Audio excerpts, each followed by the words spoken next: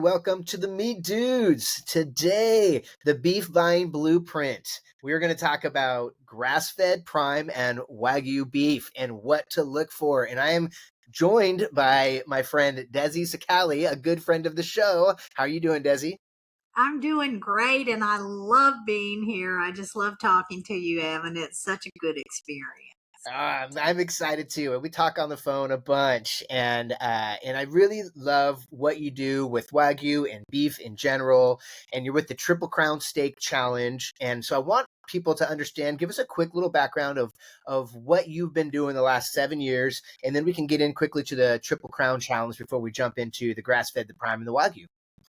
Okay, so what I do is I look for consistency in beef, trying to make sure that the consumer gets a great, healthy product. And with Wagyu, they do have higher health benefits than other breeds. So I really wanted to prove everything with research. And so I've been researching beef quality and carcasses of merit over the last 7 years.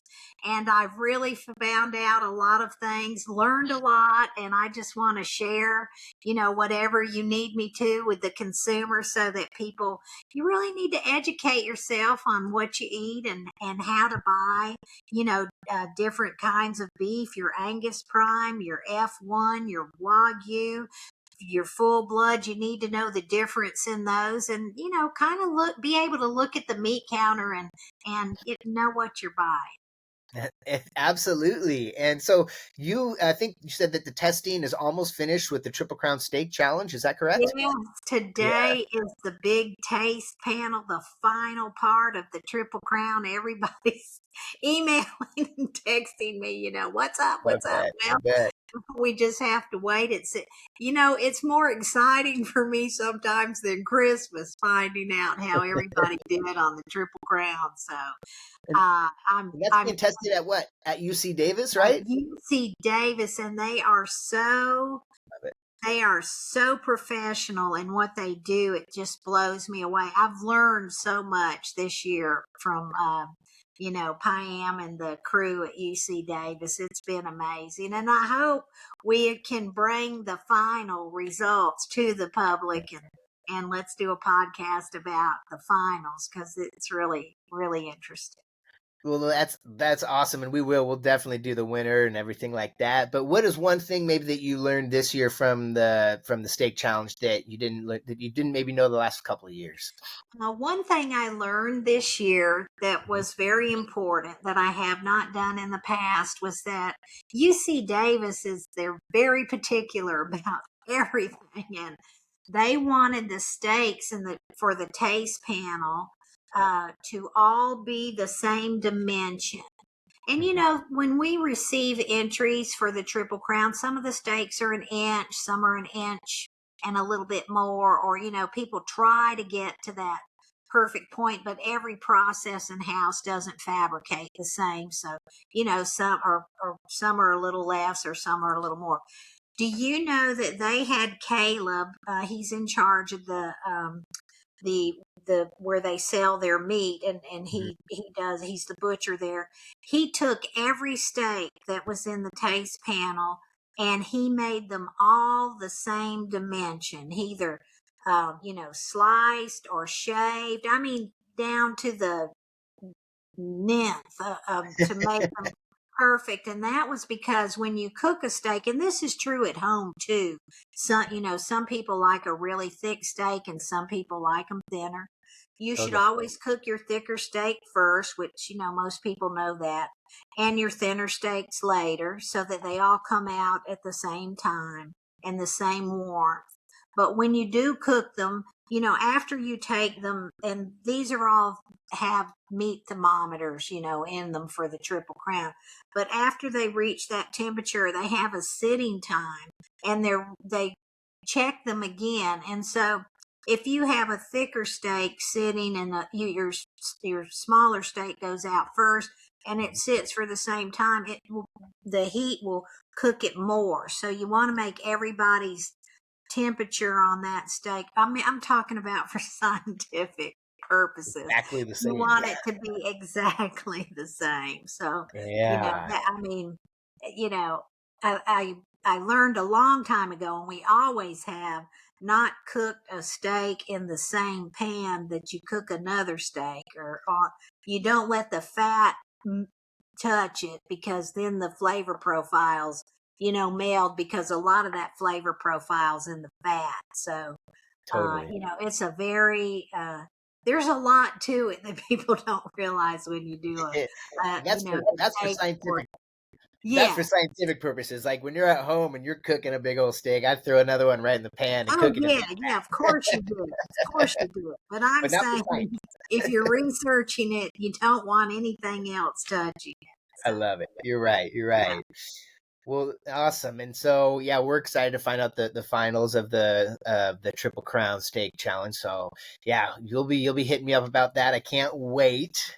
But today, so it's if you're listening to this in December, it's during the holidays, and so we wanted to kind of create some sort of beef buying blueprint, because I feel like there's three terms in beef right now that kind of get misconstrued or thrown around, and so I wanted to bring Desi on here to really help clarify these three terms. So what we're going to be talking about is grass-fed, prime, and Wagyu. And within that Wagyu, we're going to talk about an F1 cross and a full blood. Is that correct?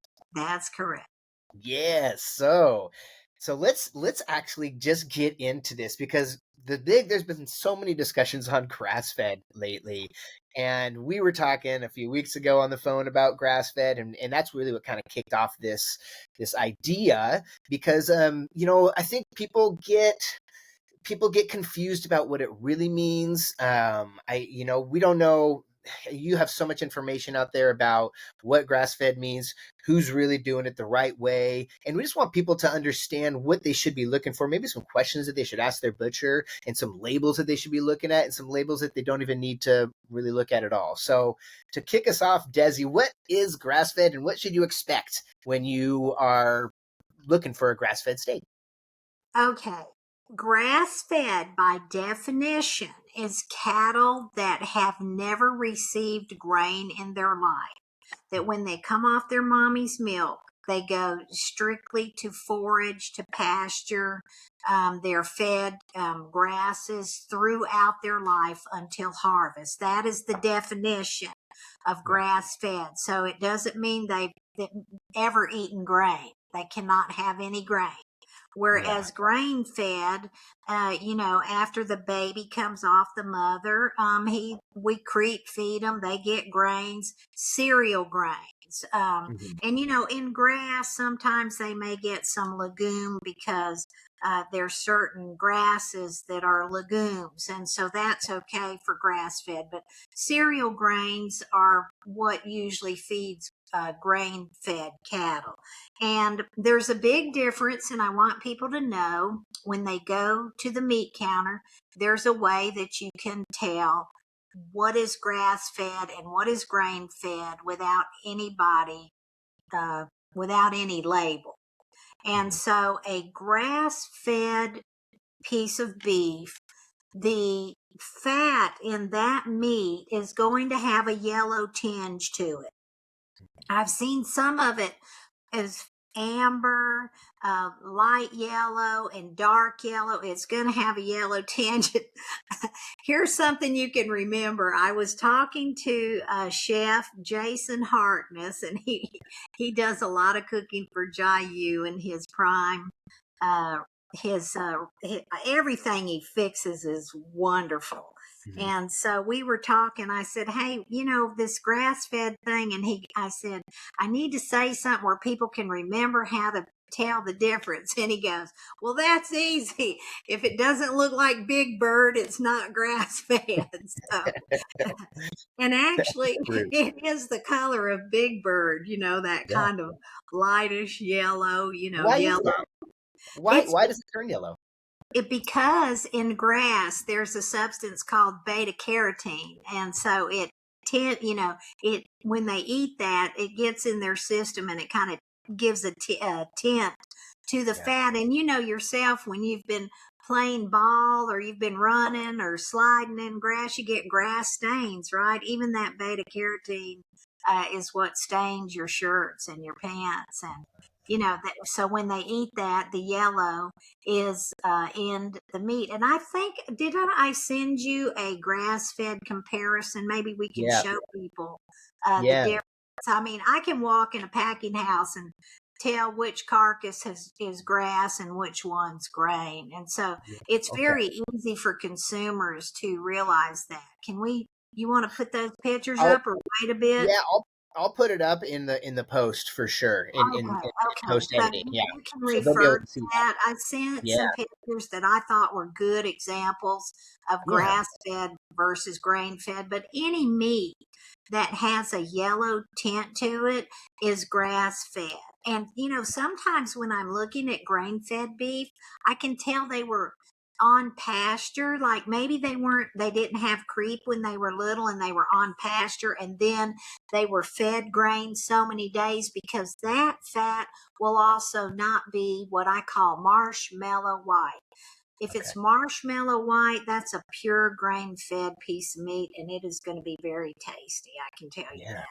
Cool. And if it's kind of a little tinge white, not a kind of an off white, that Hmm. means the animal was on pasture and then on grain too. So Yeah. that's Okay. something you want to keep in mind. But I do want to talk a little bit more about grass fed. Yeah. So Yeah.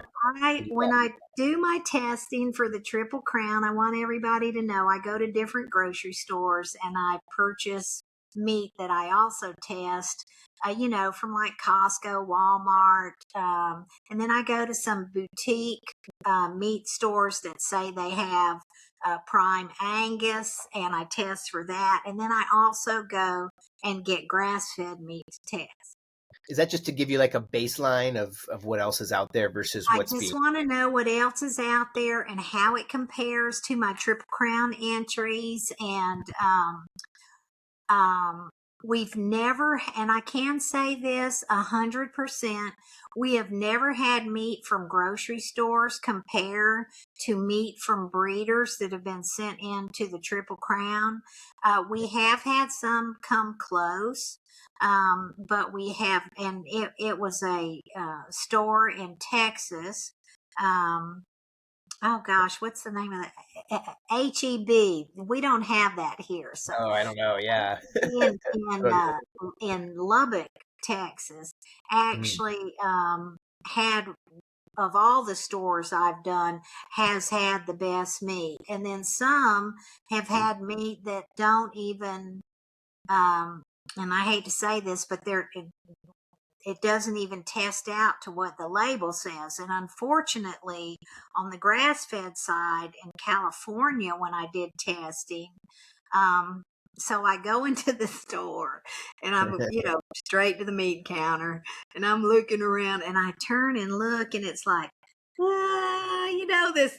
like the light, the sun, the light opens up and there's an entire counter for grass fed. I mean, it looked like a science project, where they have all the stuff written and the Yeah. little pictures in the middle. And I mean, it looked like if you bought that grass fed meat, you don't need health insurance anymore. I mean, the marketing was fantastic. Oh, I'll tell yeah. you this. I'm like, what?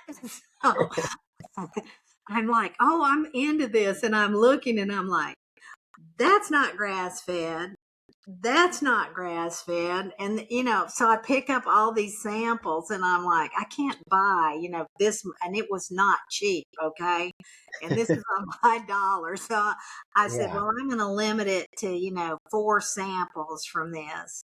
And I finally said, just take the one that, so I take one very nice sample, and we take it back to the lab, and I walk into the lab with it, and Pam looks at it and he goes, what's that? And I said, it's grass fed beef. And he goes, no, it's not. I know, can you prove it? And he goes, yeah, we have actually a way to prove it very simply. And I said, test it. And who's Pam? Who's Pam, real quick? I am. He's the head of the meat department, At UC meat Davis? science department. Yes, he's a world renowned lipid scientist, and he's the most wonderful person you'd ever want to work with. He's a lot of fun. He's like, he's all pumped up for his job. He loves what he's doing. And That's um awesome. I So he said, tested. yeah, he Yeah. tested it and it was not grass fed. That's And and is that I'm not saying it's all like that, because I did see no. some yellow, but I will tell you this piece of meat was completely white. I mean, Mm. it even had marbling running through it. And I thought, okay, I So don't yeah, know any grass that puts marbling on cattle. So because when you're looking at grass fed normally, right? What do you expect? It's going to be a lot. It's not a ton of lean. fat, right? Right. Very It'll lean. be lean, very lean, and it'll have a yellowish tinge to it.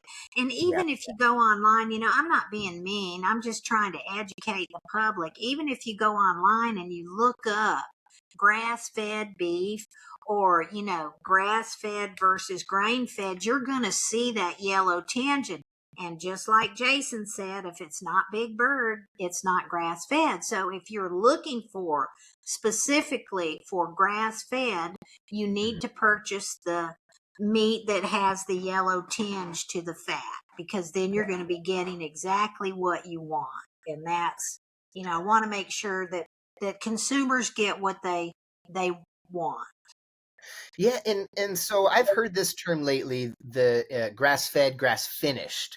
Is that a popular term, or is that just an Okay. extra? No, and I don't understand why there's such a big, it's the same thing. I mean, grass finished is 100% grass fed for their Yeah, entire life. I mean, it's finished on grass. It isn't finished on grain.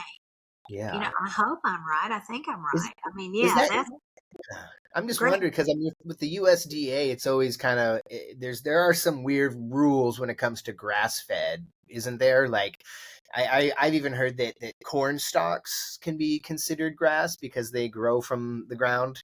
So like Well, you I can mean, finish. um, they're not given grains. That's Yeah, I mean, they can eat weeds, they can eat, yeah, I mean, okay, you can't control what they eat, but as long forage, okay, yeah, forage. But they can't eat any grains. They can't have any grain at all, or any okay. pellets, or anything like that. Yeah, So, and you're not going to find that out there foraging, right? They're not going to find no, just a ton of grain just foraging. No. no, unless they break into somebody's Yeah, cornfield. yeah, right. Which, Wow. but so, the true definition of grass fed and grass finished is 100% grass fed for their entire life. Now, if Yeah. they say, well, they should say, but they don't have to. Here's the point I want to make to your consumers, to our consumers. Yeah. Um, I said yours because I don't buy grass fed. But anyway, um, if it has yellow fat, it's Mhm. grass fed. And that's Yeah. all you need to know. That's all you need to know. If the fat's yellow, it's grass fed. It has beta carotene, which is a natural pigment that gives it the yellow or off white hue. Uh, and grain fed is marshmallow white. Or if it's grass and grain, it may be off white. But, Yeah. but I mean, there's scientific research on this. It's pretty Yeah. easy. Big Bird is It's grass grass. fed, and Marshmallow White is grain fed, Yeah. And and we it are is seeing a lot of that in between. yeah, that in between I think we see a lot of too because a lot of it is pasture raised. We hear that term a lot. It's pasture raised and then it's going to be finished to give that Grain extra mark fed because for that's so cool. many days. Yeah, I Yeah, mean, that's, a lot of people do that. very That's typical. mhm. Yeah. Yeah. So grass fed, and so it's going to be very lean. It's going to taste kind of more earthier. I always kind of think earthy, grassy. Even I even get some of that terroir if I'm eating it. But yeah, definitely not going to be marbled like the next one that we want to talk about, which is the prime, Yeah, right? the So what prime. does USDA prime mean? What should you expect when you are looking for a USDA prime steak? Okay, so I have some steaks here. So Yeah. this is a USDA. Now this is, this is Triple Crown stuff, so it's going to be exceptional and probably Yeah. not what you find in the grocery store, but you can look for this to be your go-to. Okay, this is Yes. an Angus. This is a prime, high prime Angus steak. And you Wow. can see the wonderful marbling that's in there, and That's great. the fat color in this one is actually a little off white. Can you see that? A Yeah, little off white. See that yellow tinge in it? I A do see little a little yellow yellow. in Yeah. So there. this animal was probably raised on grass and grain. He Yeah. either had a time operated feed bunk, or he was fed at a certain time. I think you can see it more, the kind of yellowish tinge here. But this is a exceptional Angus steak. I mean, this Yeah. is Triple Crown worthy Angus. And Yeah. we've seen a lot of good Angus, I can tell you. I get so excited, talking to the Angus breed. But, Yeah. I'll also tell you that, let me see, let me show you the F1. I thawed these out, which was probably a big mistake. I took this one out of the packaging because it had people's name on it. Oh yeah. Don't want to give it away yet. Now, I want you to look at this. You see the color, how much brighter this, not brighter, but the marbling, how much it's marbled. And then Yeah. this is a whiter fat, but not super white. I Totally. mean, this one may have had some grass, but we do the testing on it to find out. But I Yeah. want you to look at that spinalis. You see that marbling in that Yeah. spinalis?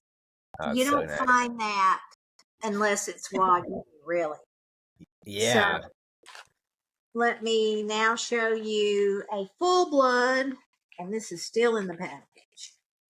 Now I had to take these out of my freezer, so bear with. Yeah, I gotcha. Now this wasn't a Triple Crown entry. This is just a full blood, and there are better, but I'm showing you, right. This Yeah, is a there's full blood. Now look at that white marbling, and then look at this, the marbling streaks in yeah. this spinalis, and this ribeye area is beautifully marbled with the little flecks. You can see the difference in the prime, right? Oh You can yeah. see. Let's do it side by side. Yeah. Grab that prime again. Yeah. Yeah, grab that prime. Let's grab that prime. Let's see I keep forgetting I'm on camera and not just talking to you. it. So Love it. you can see now this is thawed out, this is frozen. But look Yeah. at the difference in the marbling pattern, from this to this. That's the Yeah. difference in your Angus and your and your other Your full blood, huh? animals. And then there's your spinalis, which doesn't have, you see this? It's So on. yeah, I Yeah, mean look at the that difference in full blood, marbling. Yeah, the yeah, that full full blood. blood is insanely marbled. I It's mean, it's that is it's I mean, yeah, for the listeners out there, the prime is good, So if we were to if you were to put that on the BMS scale, 1 through 12, what do you think that prime would rate in your opinion? this one. Yeah, yeah. Oh, that's gonna go at least to 12. Oh, I'm sorry. I was talking about. Okay, you're talking about the full blood here. So Yeah, that's going to go to 12. yeah. Wow. hmm What about the prime? What's that prime looking like? The prime is gonna get up there. It's gonna be in the probably 28% IMF. Okay, You so know. would that be like a 5 on the BMS Oh no, scale? it'll be higher than a 5. Oh wow, It'd be an 8 or more. Yeah. I think so. Wow. Okay, This one's really nice. I picked this it's one a pretty out nice because prime. I get Yeah. excited when I find Angus that are just exceptional. And Yeah. and kudos to the breeder. And I do want to say this. So steaks that are exceptional, it's because, and I will say this, it's Mhm. because of the breeders and their feed program and their management of their cattle. It's, Oh yeah. you have to attribute that, you know, Mm. to the the program. And so the feed has so much to do with the quality of that steak. So Yeah, absolutely. and the husbandry and the care of the animal, actually from birth to harvest.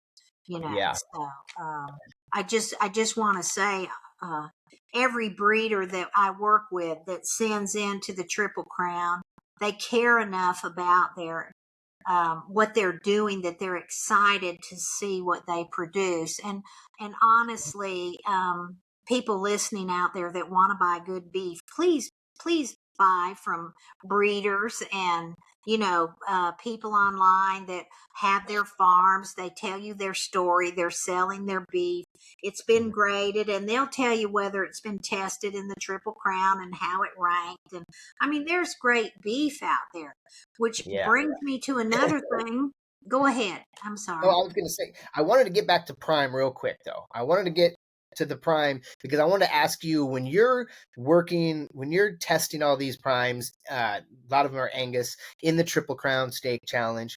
What are you kind of looking for at first? Like when somebody submits it, what are you looking for to make sure that it's Prime? What are you guys testing for?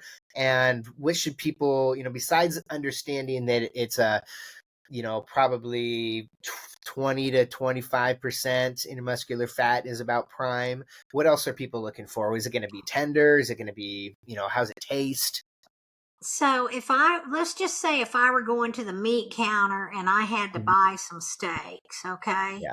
The one thing I would look for is the fat color. That would be number one, because that's going to tell you, what the flavor profile is going to be in that animal. And it's just like Yeah. you said, Evan, the flavor profile of grass fed is significantly different than the flavor profile of grain fed meat. So Mhm. you want to look for that fat color. That's going to designate pretty much which way the arrow goes on flavor. And then another thing that contributes to flavor is how that fat is distributed in that piece of meat. When you look at that meat, let's see, Yeah. it's hard to, okay, but if you have big piece, if this fat was running all the way through down in here, which I've seen that before, if you have large pieces of fat, Yep. which we call coarse fat, fine fat is a fineness, but you got a big piece of fat right here.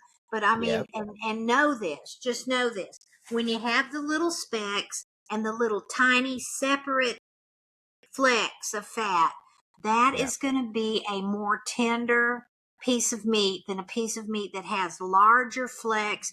You've seen them look like lightning bolts that go through the meat, Yeah. because the way the fat lays in there is with connective tissue, and connective tissue is what toughens a piece of meat. So if you see a piece and you think it's marbled good, but it looks like lightning bolts, and it's large, not small Oh, specks of fat, you're going to get a less tender piece of meat, because each large, what we call coarse fat, has a connective tissue with it that holds it to the meat, and that's going to make it a little tough. yeah. Yeah. So you That's, want to look at the grains of fat, and then you yeah. want to look inside what we call the eye of the ribeye. And Hey, let's real see. quick, before we get to the eye, the when you're talking about little specks of fat, what that means when it's cooking, when you're cooking it, that the specks of fat are gonna melt into the Melt. meat, Yeah. right? And make it so the bigger chunks aren't gonna melt into the meat as much as the little specks, correct? Right. And this is Yeah. a great example to show you the eye of the ribeye. This is the eye Got of the ribeye here. And on this piece of meat, this was cut lower down, closer to the chuck. This is Okay. the eye of the ribeye. And this is the Yeah. area that's tested. And you can see what I'm talking about, kind of like the Yeah. marbling of a lightning bolt, Now, That's a good these example. smaller, Yeah. tiny flecks, this is exactly what you want. Yeah. and you want to stay away from great big chunks of fat cutting through your meat. And the Okay. eye should be, you should have a very nice piece of meat, an eye, the In the eye in of the the eye, in river. the center. Mhm. Okay. Yeah, Yeah, yeah, the center. absolutely. And so that's what you want to make sure, is that you get a piece of meat that is visually pleasing and gives you plenty of meatiness in that eye of that ribeye. Yes. Okay. That's a good tip. That's a good tip. I forgot to ask you about this. When you guys are testing, do you test for like nutritional value or anything like that? Is that part of the test? And how Yeah. does grass fed? Because there's so much, talk about, oh, grass fed's way more nutritional. And what are your feelings on that, honestly? Well, I mean, grass fed, uh, grass fed has, good fatty acid profiles too, but Mm-hmm. it's not significant. And grain fed, and I will tell you this, grain fed also has amazing fatty acid profiles when it has Wagyu influence in it. So, and that's one thing. There's no grass fed. Wait, and let me back up and say it just like it should be said. Yeah. Grass fed commercial cattle, Angus and American beef cattle, are not showing the higher good fats that show up in Wagyu influenced meat. So your F1 Wagyu, your F2, Yep. purebred, and your full blood, which is 100% Wagyu, are in the 100%, they are showing the highest quality of good fats and healthy fats that you can buy in meat. So Mm-hmm. keep that in mind. Um, Yeah. and I do want to say this on behalf of Angus and all beef breeders. So in the Warner Bratzler Shear Force, which is a tenderness test, most of them agree that under 3.9 you've got a tender piece of meat. But Okay. as that number goes down, you get an exceptional piece of meat.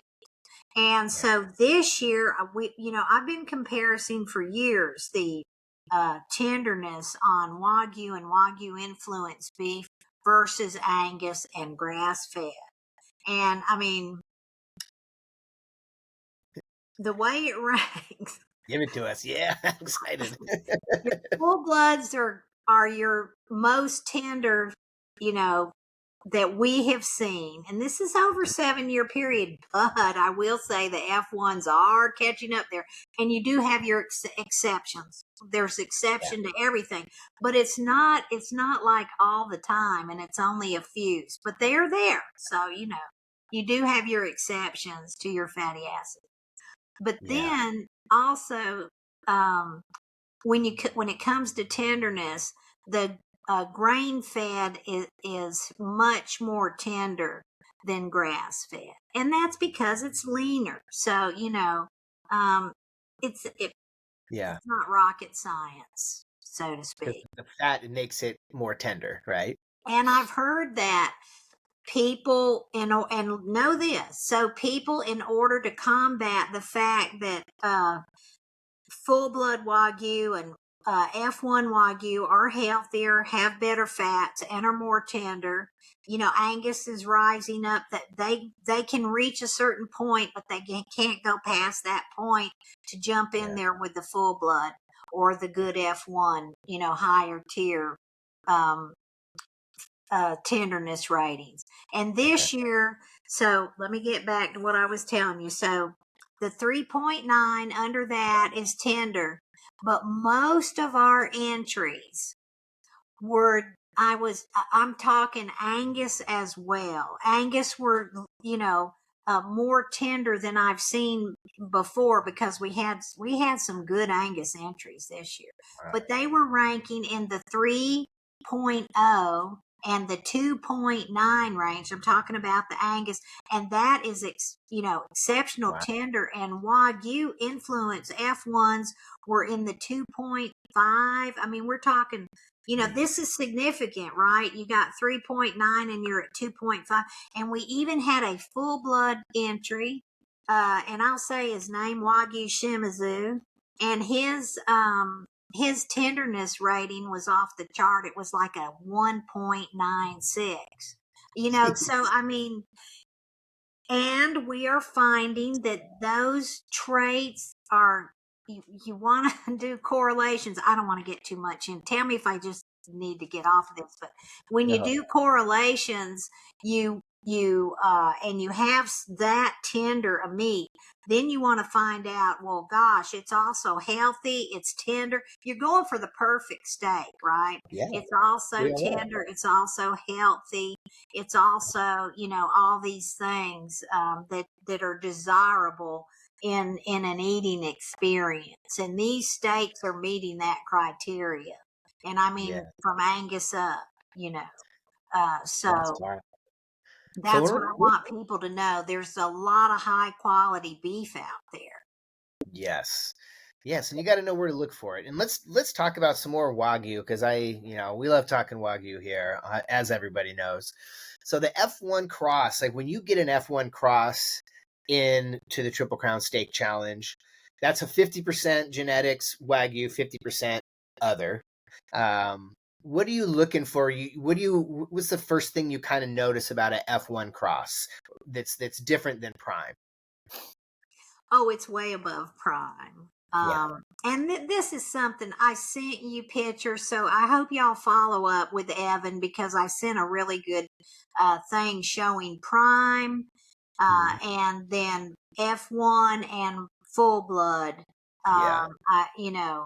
I showed all of those things side by side for you to see a little bit clearer than me holding up a piece of meat. But the thing of it is that USDA Prime, and this is the problem, and I've said it in the past, the problem is USDA Prime only goes so far. And Mhm. Wagyu marbling and eating tenderness and the whole experience goes Yeah. way above prime. Prime, most of my entries don't even start at prime. They like, it's like Monopoly, go, pass go, and I mean they're like way over prime. Prime is Yeah. not even in their field of vision. I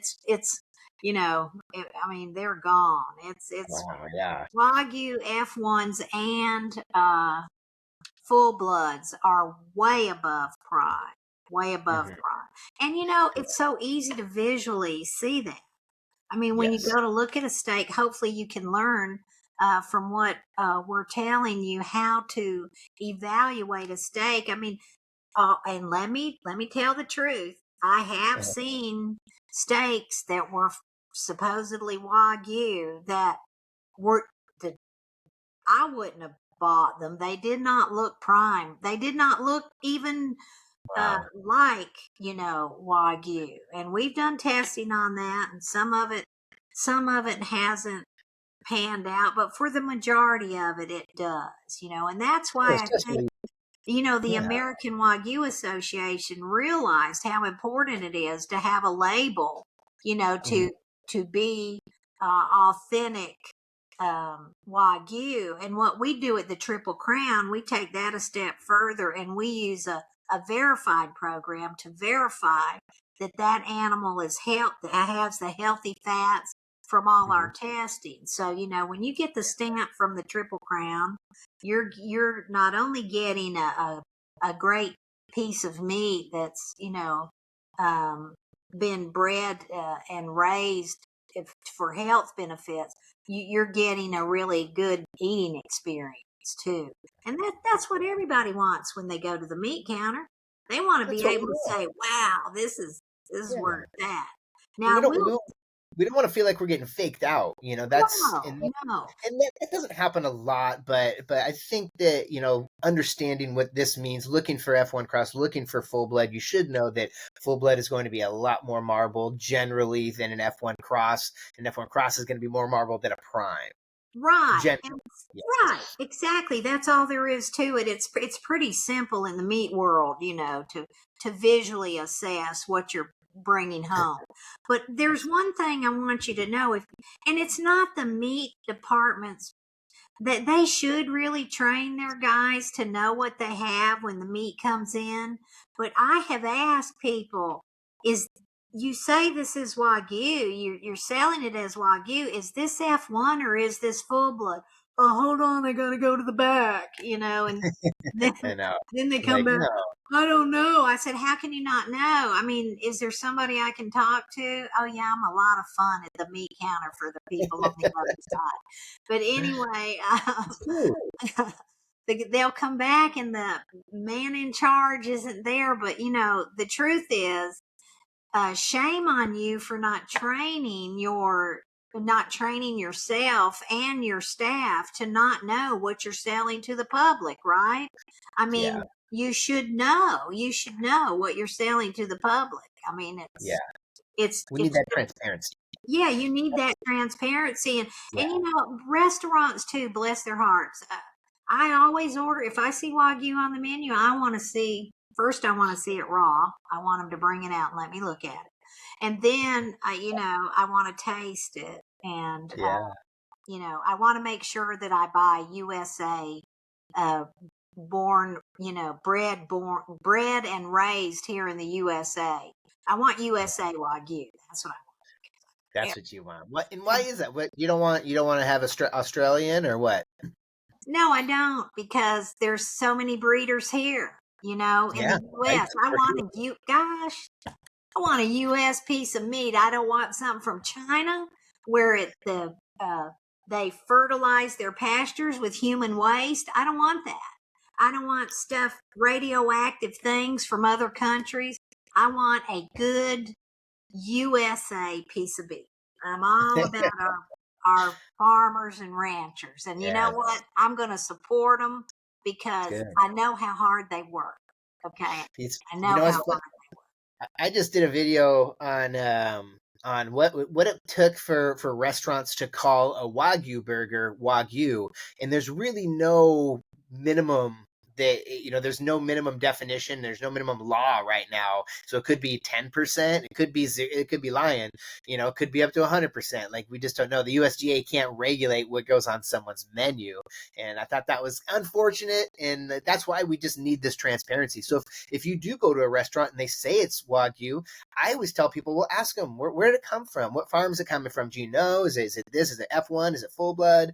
I mean, we should be asking these questions just to hold more people accountable. Not to be rude, but just to hold more Well, people accountable so they exactly. know. I mean, when you're paying $100 or $80 or $65 for one plate, Yeah, you need to know what you're eating. And I'll tell you how the restaurants can change all of that. They can get with a producer, a yep, good USA producer, and they can write their story on their menu about this producer, and they can say this meat comes from this farm in the USA. It eats USA grains, because what yeah, we're doing when you buy from US meat from USA producers, you're also supporting USA farmers that raise those grains. So why totally, wouldn't you want to support, you know, these hardworking farmers and ranchers that we have here in the U.S.? And I'm gonna tell you this: there's no grain anywhere in the world better than what we have here in the U.S. So, you know, you can you can go eat from pastures fertilized with human waste, or you can support your USA farmers. That wow. was mean, but it's true. Oh, So, yeah, that's what you're anyway, saying. I know. yeah. Oh, I know. I mean, it's pretty, yeah, it's pretty wild. And like I even said in our video, I said we get all of our meat from Pure Country Farms in Moses Lake, and so people know that it's Yeah, our people custom know. line. Yeah, Yeah, I mean, it's really cool to tell that story. And I got a buddy in California who always sends me a photo. He's like, "I'm eating a Wagyu burger," and I'm like, "Where's it from?" And he's like, "I'm gonna ask him," and he Yeah, does. And it's yeah. I usually mean, from Australia. And that's that's the crazy right. part. Usually, it's from Australia. Yeah, well, you can go cheap or you can support USA. Well, I that's get it. the I get it. that's the And there is deal. good. There's good Australian out there. There is good, but it's in Yes, every there burger is. shop in California. That's probably not going to be the top quality. So Right, right. I mean, there's good everywhere, but I'm just yeah. old school USA, um, rancher. So, uh, So if you went to the meat shop and you looked at grass fed, prime, F1, or full blood, what are you taking? I'm gonna take full blood. Are you? but I mean, for me, I like my eating experience to be an experience. I'm not sitting down to eat. And I know most men prefer the F1, but I like a sensory experience. When I sit down, I like to say, "Oh my God," when I eat it, it's so tender and it melts in my mouth. And you can't eat a lot of something that rich. And Yeah. there's a lot of people that prefer that nice big steak, that baked potato. That Oh, good. for sure. The U.S. Um, Yeah, ritual of typical. the big steak and Yeah. you know, the big loaded potato and the you know I know. I a know.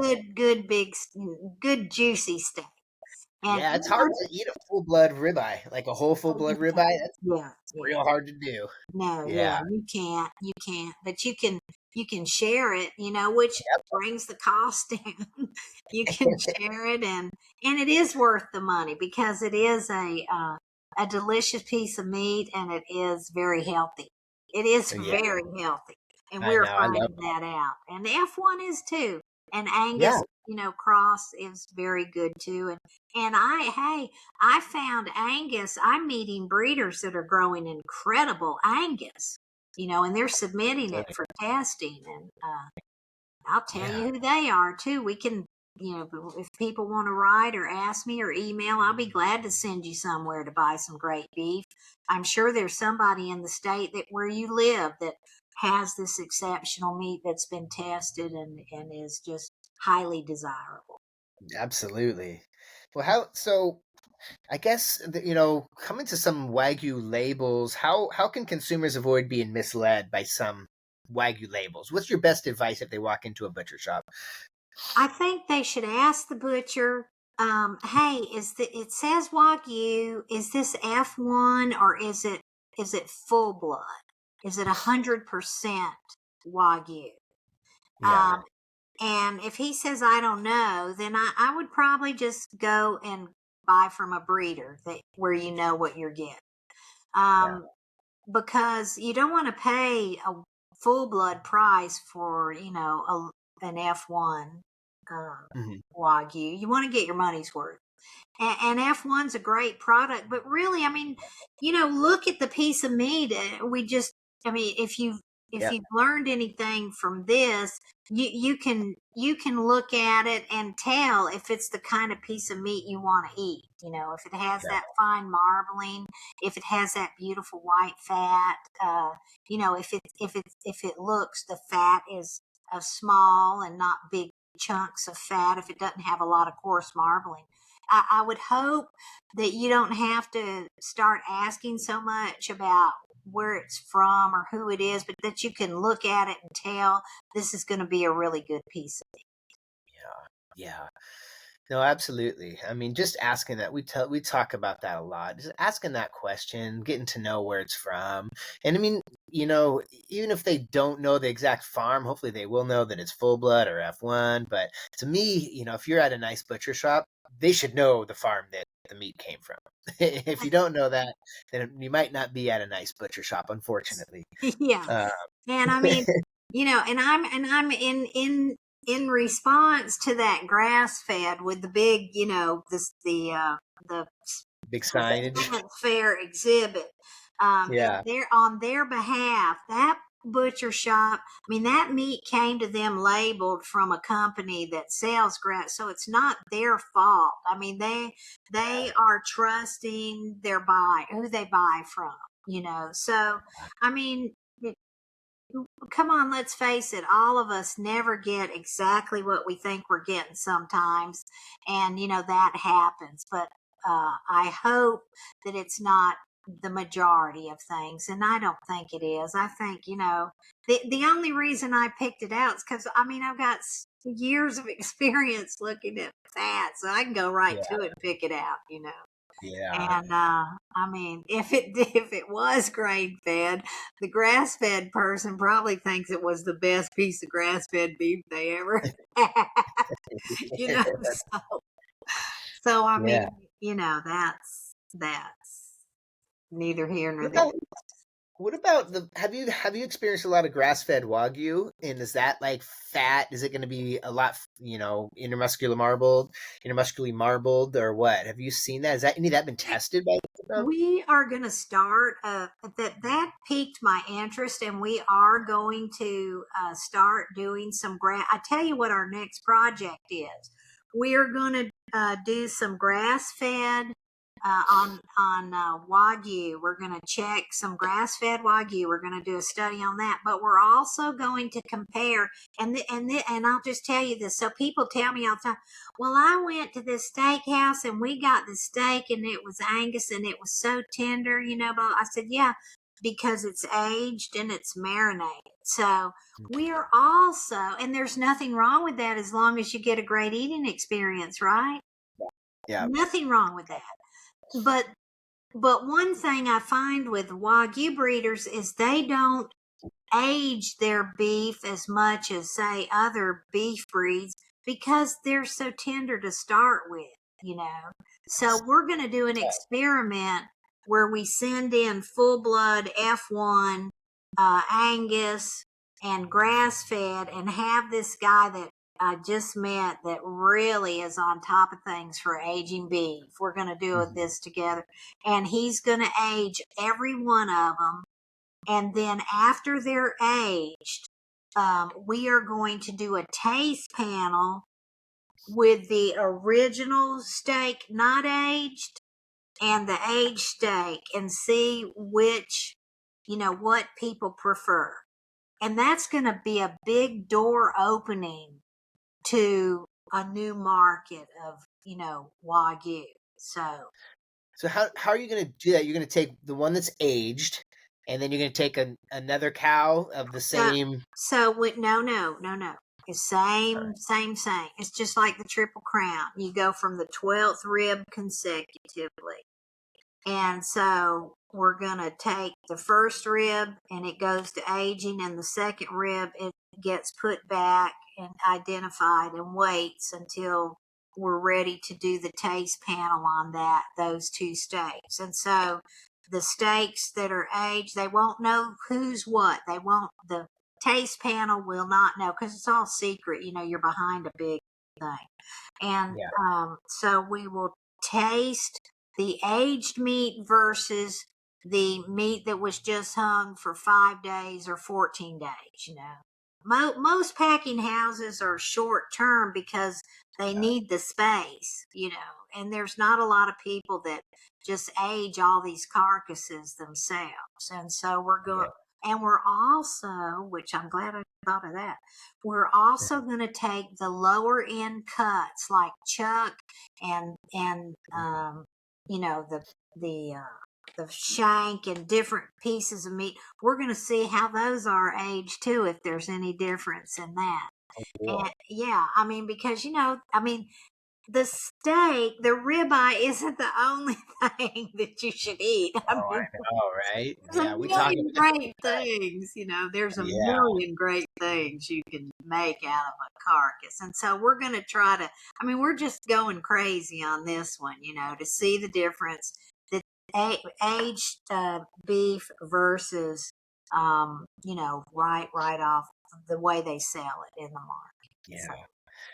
Yeah. That's gonna be interesting. Yeah, to see how that all adds up, especially like a grass fed age versus a full blood Wagyu. Like uh, what is aging really making that much of a difference? Is it getting it closer, or is the full blood just getting even wildly more tender? I Right, think that, right. that You would be know, cool. and I said to the guy, I mean, what? How much more tender is that full blood going to get? I mean, are you going to be Yeah. able to lift it with a fork? It's you know, Just cut right through it. yeah. I mean, Yeah, I can't, uh, envision aging it like you do other cuts of meat, but I think it will be interesting to do that experiment. And I tried to find other experiments done on that, on aging, and you know, um, now I found yeah, a lot on wet age versus dry age, but I didn't find a lot on anybody doing Wagyu versus, full blood versus F1 versus Angus versus, this or that. So it'll be yeah. interesting. It'll be interesting. Yeah, I had some a Beast and Cleaver, which is a really famous butcher shop close to me. They do really great stuff, all local, usually bringing a lot of American Wagyu from local around here in Washington. And he has an aging facility, and he has like 100 to 150 day dry age New York strips, like Wagyu New York strips. And I got to try one probably like a month ago, and I was like, Oh, how was it?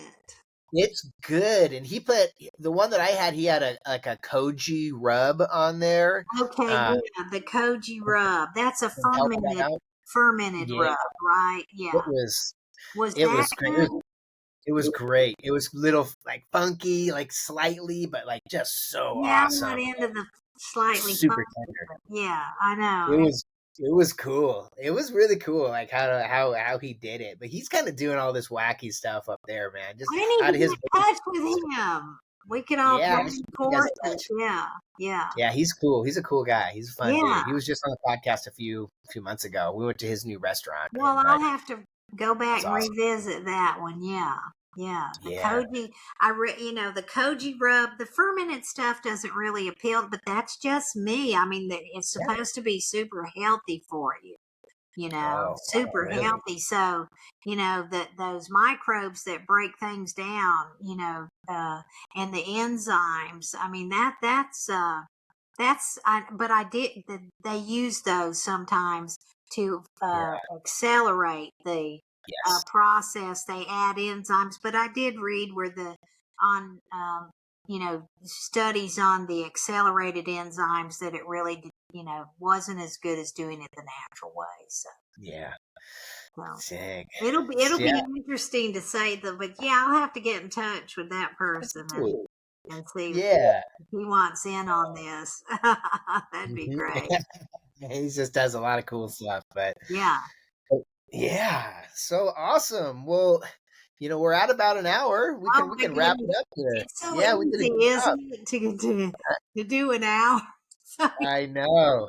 You got a lot of info. I love it. And that's cool. It's really cool to talk to you because of all the testing that you've done and all that experience that you have that not a lot of people have, because since Wagyu is such a new industry too. yeah, yeah. It's really cool to see what you've done. And I also like how you raise Angus as well. So you Oh, have like a passion for Angus too, and all beef. And I think you have a really cool perspective on those things. yeah. So All my it's all. carcasses are little experiments. I have no doubt about that. I have no doubt about that. Yeah. So, if I'm out there at a butcher shop, I'm probably looking, depending on the cut, I think I'm looking at an F1 cross or full blood. If it's like a Denver or Zabuton, I'm getting the full blood. Yeah. If it's a New York strip, I might be getting the F1 cross because That's I one love that cross. Yes. experience. Yeah, Well, I you love can't that. go wrong. You can't go wrong buying good beef and well-fed beef, Yeah, and and there's something for everybody out there. And I there hope is. people will go to after hearing this, you'll go to the meat department and just hang out for a while. Yeah. and hope people understand that, yeah, there's really great prime. And if you Yeah, like that prime, you can find some amazing prime. You can find really great F1 cross. And it's also, it's always funny to me because people call, we say half blood or they're 50-50 or something like that. And so automatically, I think a lot of consumers go, oh, I don't want that. I want the whole thing. But F1 cross is such an amazing eating experience. I mean, you were saying, it is an yeah, amazing taste experience. It is amazing. absolutely.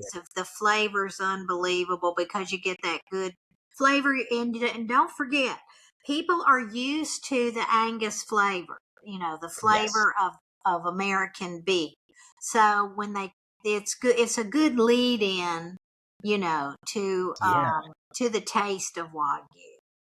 Absolutely. And you're saying on the scale, the WB scale, I always say it wrong, that it was way under 3.9 for the F1 Oh crosses, yeah, right? yeah. The So F1s are, they're gaining. The genetics and the feed programs are improving. Everybody, Angus F1 full blood. Over the years, I have seen a significant improvement in beef quality. wow. Just in 7 or 8 years, I mean, it's gone sky high. I mean, what I'm seeing now, I never saw when I first started doing this testing. Never did I see an Angus up there with an F1, and now I Yeah, see that. Never did I see F1s. Some of them are better, some of them score better than some full bloods. And, that's crazy. a testament to the breeders and Yeah. their hard effort and work. There's a lot of good breeders out there right now doing really good work and improving this Wagyu beef industry. And this thing Yeah, is just booming. It's flying right now. It's really cool to see. So that's why I always love it how you talk about how it's important to support those people. Go buy right from the breeder, right from the rancher. It's instead of sometimes going to the grocery store. I know it's harder, but you can find these people that have great meat boxes that you can actually order and get delivered right to your house. right to your house. And I tell you, don't just, just don't just buy meat, folks. Support your farmers too. Buy your Yeah, vegetables. Yeah, so everybody true. knows it's better from a vegetable stand. Those tomatoes, Yeah. you can't beat those homegrowns. And same way with beef. It's the same way. Support American farmers and ranchers. That's one of the main things we need to do going into this Christmas season is all we need to stick together. So Yeah, there you go. exactly. Well, Exactly. thank So you, Evan, for thank you, having Desi. me. Yeah, absolutely. So when you're thinking about your Christmas or your holiday meal, think about what type of meat you want. You know what to look for in grass fed. You know what to look for in USDA Prime. You know what to look for in F1 Cross and in full blood Wagyu. So thank you, Desi. Don't be fooled by some of the labels. Look for yourself is like one of the biggest things you're Right. saying. Look for yourself. And thank you, Desi. I really appreciate it. And I can't wait to have you back on after the Triple Crown Steak Challenge finishes and we can find out who the winners I'm so excited. are. I hope to get that information this week. I'm on pins and needles. Nice. Well, yeah, let me know. I can't I wait to will. hear about it. I'll keep you posted. Yes, absolutely. All right. Well, we'll sign it off for the podcast. But thank you again, Desi, and we'll talk to you soon. Okay, thank you everybody for listening. Bye bye.